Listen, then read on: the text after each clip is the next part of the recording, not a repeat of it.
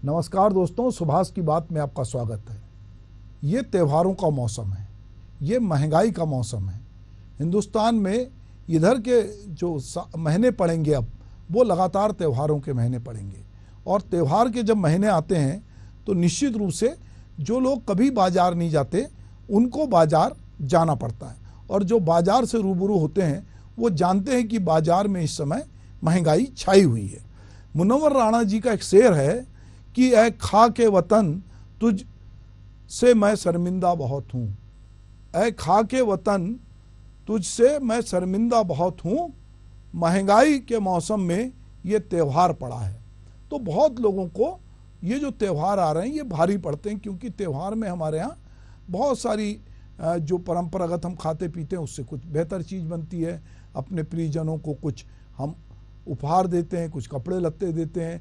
लोग बसों से, ट्रेन से आते जाते बहुत हैं, तो एक आवाजाही बढ़ती है, घर की सजावट होती है, बहुत सारी चीज़ें होती हैं जो सामान्य दिनों में नहीं होती। और जब हम इन चीज़ों की बात करते हैं तो निश्चित रूप से ये बाजार से जुड़ी चीज़ें हैं और महंगाई से जुड़ी चीज़ें हैं। और ये बात नहीं है कि महंगाई अभी है, महंगाई पहले भी थी, पर अभी जो है महंगाई चरम पर है।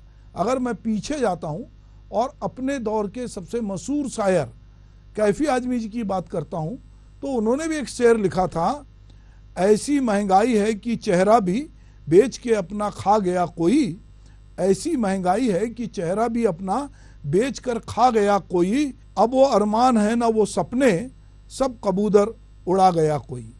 तो दोस्तों, दरअसल हम महंगाई से जब रूबरू होते हैं तो हम खबरें देखते हैं कि सरकारी कर्मचारी लामबंद हो रहे हैं महंगाई भत्ते के लिए।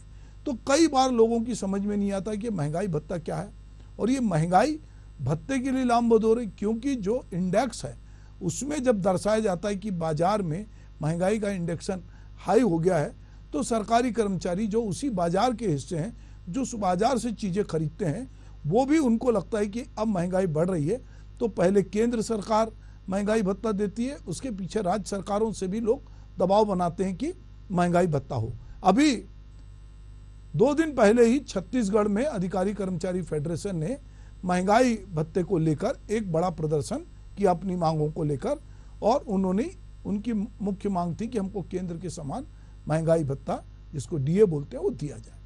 तो प्रतिदिन बढ़ती महंगाई से आम जनजीवन पूरे तरीके से आर्थिक बोझ के तले दबते चला जा रहा है, इसमें जनता पिसती जा रही है।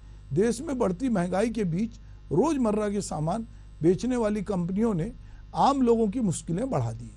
बीते 2-3 महीने में इन कंपनियों ने फूड और पर्सनल केयर से जुड़े प्रोडक्ट के दाम 2 से 17% तक बढ़ाए। चुनाव के बाद महंगाई ने फिर सबको रुला दिया। महंगाई इस कदर बढ़ गई है कि गरीब तबके के लोगों को 2 वक्त की रोटी के लिए भी सोचना पड़ रहा है। अगर उनको 80 करोड़ लोगों को मान लो अनाज मिल भी जाता है तो केवल अनाज से नहीं होगा, सब्जियां भी लेना है, तेल भी लेना है, ईंधन भी लेना है, बहुत सारी चीज़ें हैं, यहाँ वहाँ जाना भी है। तो लगातार जो है वो हम देखते हैं कि हमारे यहाँ सब्जियों के भाव, फल के भाव आसमान छू रहे हैं। हालत ये हो गई है कि महंगाई जो है उस पर किसी का कंट्रोल नहीं है। एक बार किन्हीं चीज़ों के दाम बढ़ते हैं तो वो कम होने का नाम नहीं लेते, और इस पर कोई इस तरह की मॉनिटरिंग भी नहीं करता कि जो बढ़े हुए दाम थे, यदि वो महंगाई कम हुई है तो क्या वो बाजार में वो चीज़ें कम में मिल रही हैं। ऐसा कभी नहीं होता। एक सर्वे में मैं देख रहा था, ये आया कि जिन चीज़ों के एक बार दाम बढ़ जाते हैं उनके दाम कम नहीं होते, और जो भी बेचने वाला होता है, ट्रेडर होता है, दुकानदार होता है, वो बढ़े हुए दाम में ही उनको चीज़ें देता है। इस समय जो है पेट्रोलियम पदार्थों के जो दाम है उसमें बढ़ोतरी हुई है, उसकी वजह से बसों का किराया बढ़ा है। सब जगह ट्रेन की सुविधा नहीं है तो लोग बसों से, अपने निजी वाहन से यहाँ वहाँ आ चले जाते हैं। अब इसमें मध्य वर्ग और गरीब वर्ग जो है उसकी बहुत दिक्कत हो रही, क्योंकि अब अगर उसको रोजगार या किन्हीं भी काम से यहाँ वहाँ जाना है तो उसको जो है ये महंगाई उसके लिए बहुत तकलीफ दे रही। 2 रुपए में बिकने वाला नींबू जो है यदि 12 और 15 रुपए में मिलने लगे तो आप समझ लीजिए कि आदमी का नींबू निचोड़ गया है, वो अब पूरी तरह से वो जो है उसकी हालत खराब है। आरबीआई ने जो है इस पर चिंता जाहिर की है, और उसने जून में दूध और मोबाइल टैरिफ जो है वो महंगा हुआ है। आरबीआई ने इसके असर की समीक्षा की है। जून में 2024 में लोकसभा चुनाव के बाद दूध की कीमत में बढ़ोतरी और मोबाइल ट्रैफिक में इजाफा ने बैंकिंग सेक्टर में रेगुलेटर और मॉनिटरिंग पॉलिसी के जरिए जिस पर कि महंगाई पर नकेल कसने की जिम्मेदारी है, उसने भारतीय रिजर्व बैंक को भी परेशान कर दिया है। यही कारण है कि भारतीय रिजर्व बैंक की 50वीं मॉनिटरिंग पॉलिसी कमेटी ने की मीटिंग के बाद बैठक में लिए गए फैसलों की जानकारी देते हुए आरबीआई गवर्नर शक्तिकांत दास ने कहा कि दूध की कीमतों में बढ़ोतरी और मोबाइल ट्रैफिक के इजाफे में पड़ने वाले असर पर नज़र रखने की जरूरत है। 1 जून 2024 को लोकसभा चुनाव के आखिरी चरण के चुनाव जैसे ही संपन्न हुए, नतीजा भी घोषित भी नहीं हुए थे कि अमूल ने जो है वो मदर डेयरी जो चलाता है, जो उसकी मदर डेयरी है, उसके दूध के दामों में उसने प्रति लीटर की बढ़ोतरी की। ऐसा लगा कि डेयरी कंपनियां दाम बढ़ने के लिए चुनाव खत्म होने का इंतजार कर रही थी। दूध महंगा होते ही जिन मतदाताओं ने ये सोच के रखा था कि मतदान के बाद नई सरकार के गठन पर उन्हें महंगाई से राहत मिलेगी, उनकी उम्मीदों पे पानी फिरा, क्योंकि चुनाव में महंगाई एक बड़ा मुद्दा था। आम जनता पर दूध के महंगे होने के चलते महंगाई का बोझ बढ़ा है। दूध के महंगे होने का मतलब है कि पनीर, दही, खोआ, मिठाई से लेकर दूध से बनने वाली सभी खाने पीने की चीज़ें महंगी हो गई। हद तो तब हो गई जब जून महीने में के आखिरी हफ्ते में 2 दिन के भीतर ही 3 बड़ी निजी टेलीकॉम कंपनी रिलायंस, जियो और भारती एयरटेल और वोडाफोन आइडिया ने 25% तक मोबाइल टैरिफ महंगा कर दिया। प्रीपेड से लेकर पोस्टपेड टैरिफ दोनों महंगे हो गए, साथ में डेटा भी महंगा हो गया। ऐसे में मोबाइल रिचार्ज कराने पर उपभोक्ताओं को की जेब ढीली करनी पड़ी। यहाँ पर रुककर एक चूंकि भारतीय लोग थोड़ा तकलीफ में भी मजा लेने की उनकी एक आदत है और वो मौज काटते हैं, तो सोशल मीडिया पर उन्हीं दिनों जब ये अंबानी के यहाँ विवाह हो रहा था और जियो ने जब अपने रेट बढ़ाए, तो बहुत तरह के मीम और बहुत तरह के जोक वायरल हुए कि चूंकि हम सब उनके रिश्तेदार हैं या पूरे देश उनके साथ है, तो बेटे की शादी में जो अनाप शनाप वो खर्च कर रहे हैं, तो इसकी भरपाई पूरे देश को करनी होगी। तो आरबीआई गवर्नर ने जो है महंगाई, दूध और जो मोबाइल के जो रेट हैं उसके नेटवर्क के, उस पर चिंता जाहिर की। और खाद्य पदार्थ में जो महंगाई से जो तेजी हो रही थी उसको लेकर तो पहले चिंता उनकी बढ़ी हुई थी। अब भारतीय रिजर्व बैंक जो है उसने भी, जो उसकी मॉनिटरिंग पॉलिसी कमेटी ने ब्याज दरों को कम करने का पर कोई फैसला नहीं लिया और रेपो रेट को भी यथावत रखा, क्योंकि जून 2024 में कंज्यूमर प्राइस इंडेक्स जो था वो आरबीआई में 4% के टारगेट से ज़्यादा 5.08% तक जा पहुंचा। इससे खाद्य महंगाई पर जो है बड़ा योगदान रहा। खुरदरा महंगाई में भी 46% वेटेज खाद्य महंगाई का है। मई और जून महीने में महंगाई की दर में 75% योगदान इसी का रहा है। जून महीने में ही महंगाई दर में 35% योगदान सब्जियों का भी रहा है। आरबीआई के मुताबिक इसका दबाव दूसरे खाने पीने की चीज़ों पर भी पड़ा है। तो बात यही, अगर हम केंद्र और राज्य सरकार के कर्मचारियों की बात करें तो औद्योगिक और बैंक कर्मचारियों के लिए महंगाई भत्ते की गणना का मुख्य आधार उपभोक्ता मूल्य सूचांक होता है। सीपीआई चयनित वस्तुओं और सेवाओं की खुरदरा कीमत में बदलाव को सूचित करता है, जिस पर उपभोक्ताओं का एक जो सजाती समूह है अपनी आय का एक बड़ा भाग जो है वो व्यय करता है। महंगाई भत्ते के लिए केवल सार्वजनिक क्षेत्र के कर्मचारी ही पात्र हैं। सार्वजनिक और निजी दोनों क्षेत्र में महंगाई जो है मकान किराया भत्ते के लिए पात्र हैं। हालांकि महंगाई भत्ते के मामले में कोई कर छूट नहीं है।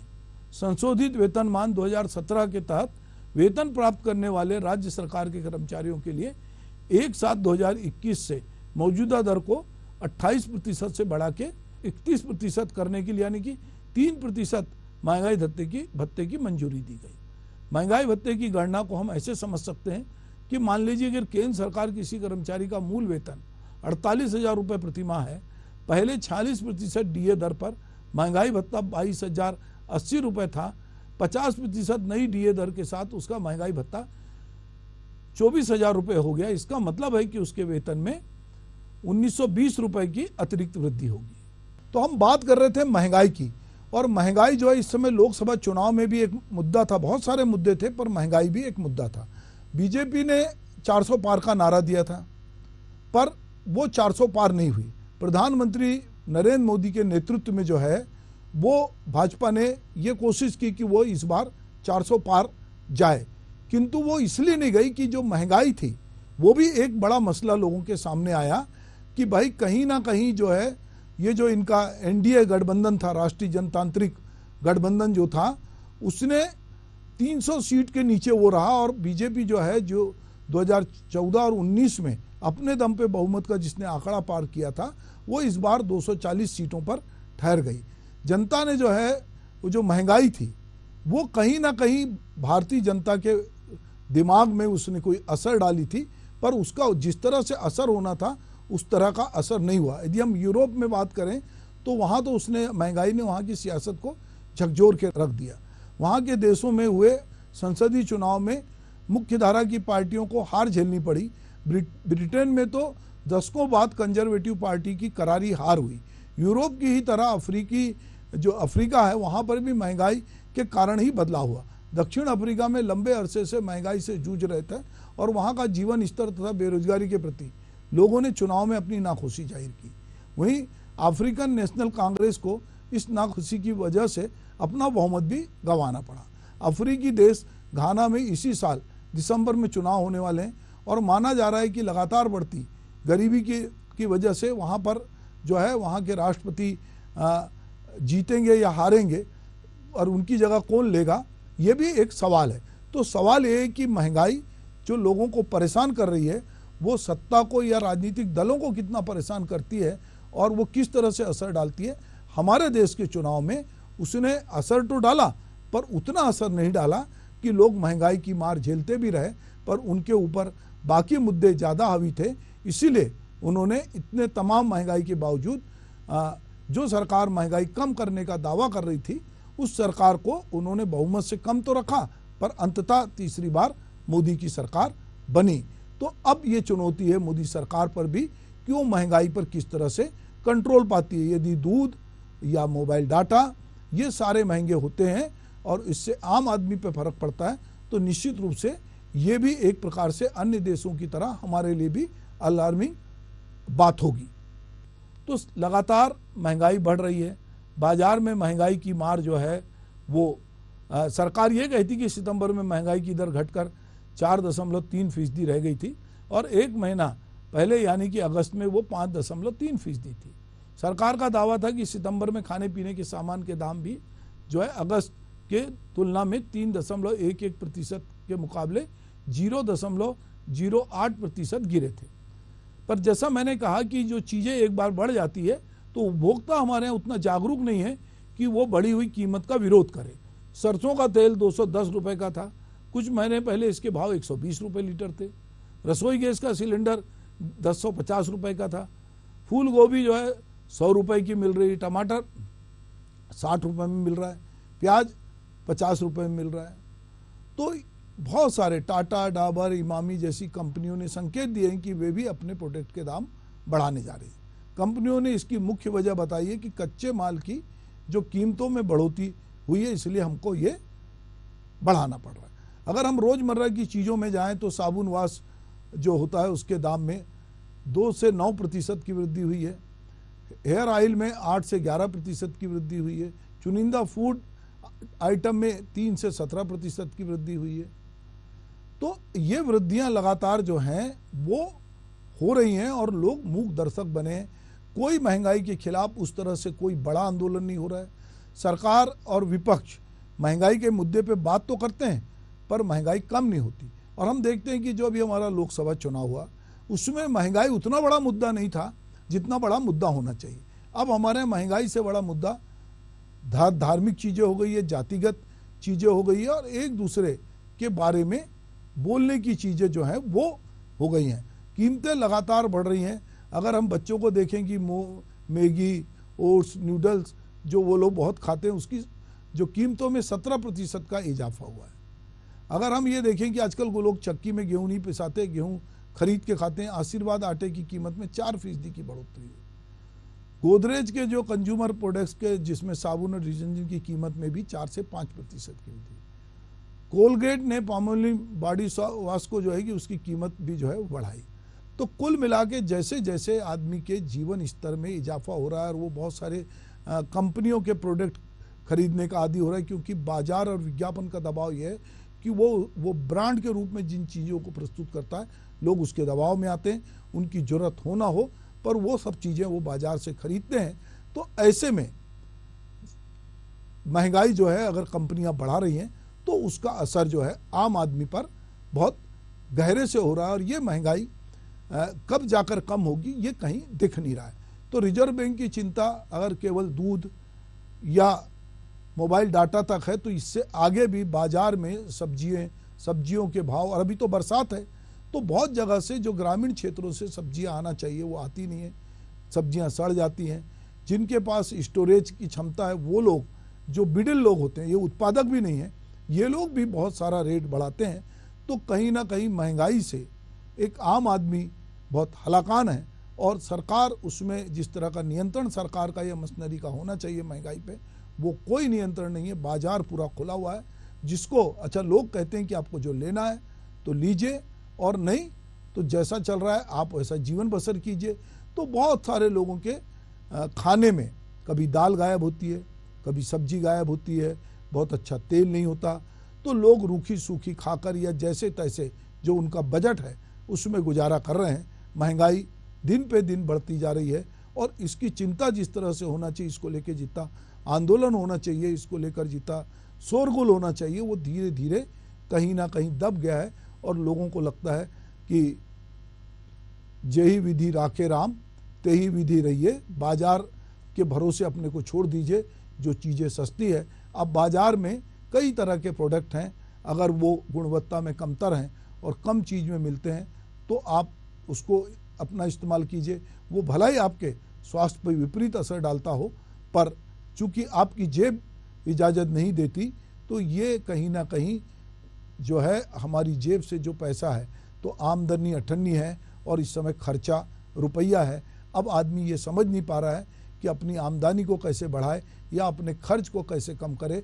यदि वो अपनी ज़रूरतों को काटता भी है तो बाज़ार में बाकी चीज़ें इतनी महंगी हैं जो उसकी रोज़मर्रा के जीवन से जुड़ी है, उसको वो कैसे इग्नोर करेगा। क्या वो कितने दिन सब्जी नहीं खाएगा, कितने दिन दाल नहीं खाएगा, कितने दिन जो है वो शैम्पू से नहीं रहेगा। इनसे वो बच भी जाए तो अभी एक पूरी पीढ़ी वो मोबाइल से नहीं बच सकती, उसको मोबाइल डाटा चाहिए। जो बच्चे हैं उनको दूध चाहिए, जो लोग चाय पीने के आदी हैं उनको दूध चाहिए, जिनको दूध के आइटम की मिठाई चाहिए उनको भी दूध चाहिए। तो निश्चित रूप से इस समय बढ़ती हुई महंगाई पर सभी चिंतित हैं। नमस्कार।